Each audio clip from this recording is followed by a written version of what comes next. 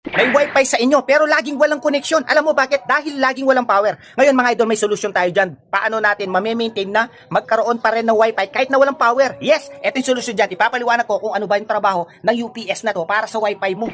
Ito na yung UPS mga idol. Hindi ka mawawalan ng wifi, internet sa bahay kahit na walang power. Yes, ipapakita ko sa inyo mga idol. Ito yun, yung UPS. Mga idol, uninterrupt power supply.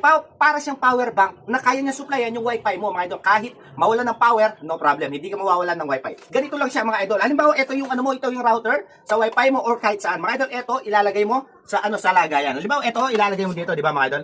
Saksak mo.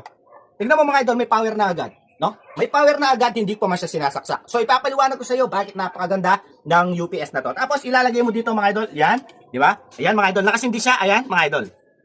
Kahit mawalan siya ng power mga idol. Halimbawa, nawalan ng power mga idol. Eto, bunutin natin. Ang mangyayari mga idol, ayan, hindi man siya namatay. So, hindi siya namatay dahil sa UPS na to. Dahil ang trabaho kasi nito is power bank mga idol. Ito yung nagsusupply ng power pa rin dito kahit nawalang power. So, yun na nga mga idol, tignan mo. Kahit hindi siya nakasaksak mga idol, tignan mo, kahit hindi siya nakasaksak, tignan mo, buhay pa rin. So, ibig sabihin, sinusupplyan niya itong router. Kahit yung mga CCTV, kahit ano pa mga idol, ayaw niya supply, basta 12 volts yung supply niya. Mga idol, tingnan mo, ulitin ko ulit sa inyo mga idol ha. Tingnan mo. Isaksak mo to mga idol. Oh, ang trabaho kasi nito mga idol, ang trabaho nito is para sa power bank na sinusupplyan niya to. Ang kagandahan lang, matalino to. At malaki yung ano niya, yung storage niya sa loob para supplyan to. So mga idol, kung mawawala ng power ito, kung mawawala ng power, hindi mamamatay ito. Ito, susupplyan niya pa rin to. So, ito yung trabaho ng UPS, yung uninterrupt power supply, na kaya niya supplyan to within 6 hours hanggang 8 hours. Ito mga idol, napakalupit. So, ibig sabihin, hindi ka na mauulit mawawalan ng wifi,